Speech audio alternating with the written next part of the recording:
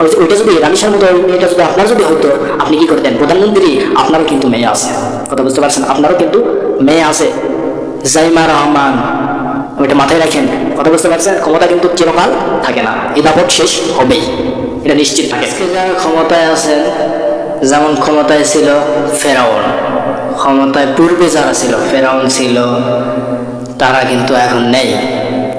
আবার হাসিনা ছিল, তারা কিন্তু আবার নেই। এখন যিনি আছে তিনিও এক সময় থাকবে না, এখন আছে এক সময় থাকবে না। তো ক্ষমতার দাপট চিরকাল থাকে না, আপনি যতই ক্ষমতার বাহাদুরি দেখেন চিরকাল থাকবে না, কথা বুঝতে পারছেন? আমি আপনাদেরকে বলতে চাই, যারা নওগাঁর মধ্যে এবং বাংলাদেশের বিভিন্ন 64 জেলায় যারা নেতা খাতা আছেন, বিভিন্ন পদে যারা আছেন, তাদেরকে বলতে চাই, আপনারা আপনাদের দায়িত্ব সেইভাবে চালান যাতে করে কিয়ামতের দিন জবাব যেন না দেওয়া লাগে। কিসের দ্বারা? যেমন ধরেন, আপনি এই এলাকার হচ্ছে চেয়ারম্যান, আপনি এই এলাকার মেম্বার। এখন আপনি মেম্বার, আপনি চেয়ারম্যান থাকা সত্ত্বেও যদি ওই এলাকায় যদি উশৃঙ্খলা যদি হয়, ওই এলাকায় যদি চুরি হয়, ওই এলাকায় যদি ধর্ষণ হয়, ওই এলাকায় যদি জেনা হয়, তাহলে এটার দায়ভার কিন্তু আপনাকে নিতে হবে। আপনি প্রধানমন্ত্রী হয়েছেন বিদায় আপনি বিশাল কিছু হয়ে গেছেন তা নয়, কথা বুঝতে পারছেন? আপনার যে দায়িত্ব যে এটার বিচার করে দেওয়া, চুরি করলে হাত কেটে দেওয়া, এটা কোরআন দিয়া, কোরআন যেটা বলবে সেটা অনুযায়ী তোমাকে বিচার করতে হবে। যদি না করো, এটার জন্য কিয়ামতের দিন জবাব দেওয়া লাগবে। তো ক্ষমতার দাপট চিরকাল কিন্তু থাকবে না, কথা বুঝতে পারছেন? আপনি কয়দিন ক্ষমতায় থাকবেন? ফেরাউনও ছিল, হাসিনা ছিল, আরো যারা মক্কার যে বড় বড় লিডার তারাও ছিল, কিন্তু পারে নাই চিরকাল থাকতে।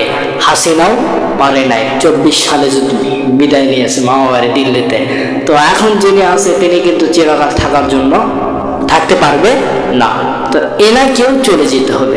তো আপনি আমি দুনিয়াতেই কয়দিন বাঁচবো? এই যে ক্ষমতার বাহাদুরি দেখাইতেছি, কতদিন? শেষ, কথা বুঝতে পারছেন?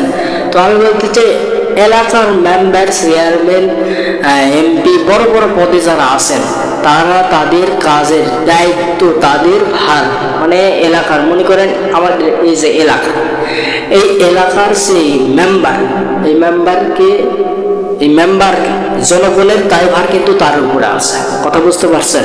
তো এই যে এলাকার মধ্যে যদি উশৃঙ্খলা হয়, জেনা হয়, ধর্ষণ হয়, চুরি হয়, এগুলো বিচার কিন্তু তাকে করতে হবে। যদি না করে, কে আমাদের দিন তাকে ধরবে? বেটা তুই মেম্বার ছিলি, তুই আজকে বিচার করস নাই কেন? আজকে তুই ফাঁসে গেছিস, এটার জবাব দে। তখন কি করবেন? তুই এমপি ছিলি, বাংলাদেশে তুই একটা নেতা ছিলি, তুই বাংলাদেশে জনগণ তোকে কত একটা আশা নিয়ে যে তোকে ভোট টোট দিয়ে তোকে তুললো, অনেক বড় করলো, বড় পদে।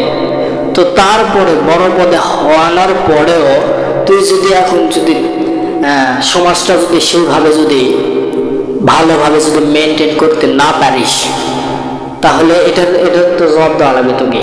কারণ তুই এটার বাংলাদেশের প্রধানমন্ত্রী, তোর দেশে, মানে তুই একটা নেতা, তুই এটার বিচার করবি। জেনা করলে তার সেটার বিচার করবি, চুরি করলে সেটার বিচার করবি, এই যে কার হক মেরে খেলে এটার বিচার করবি। তুই এগুলো দায়িত্ব বাদ দিয়ে তুই বলতিস নিশ্চিত থাকেন 1 মাসের মধ্যে এগুলো বিচার হবে।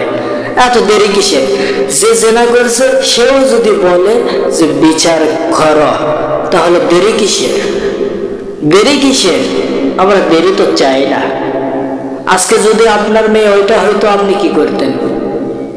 হ্যাঁ, ওইটা যদি রামিসার মতো মেয়েটা যদি আপনার যদি হয়তো, আপনি কি করতেন? প্রধানমন্ত্রী আপনারও কিন্তু মেয়ে আছে, কথা বুঝতে পারছেন? আপনারও কিন্তু মেয়ে আছে, জাইমা রহমান, ওইটা মাথায় রাখেন, কথা বুঝতে পারছেন? ক্ষমতা কিন্তু চিরকাল থাকে না, এই দাপট শেষ হবেই, এটা নিশ্চিত থাকেন।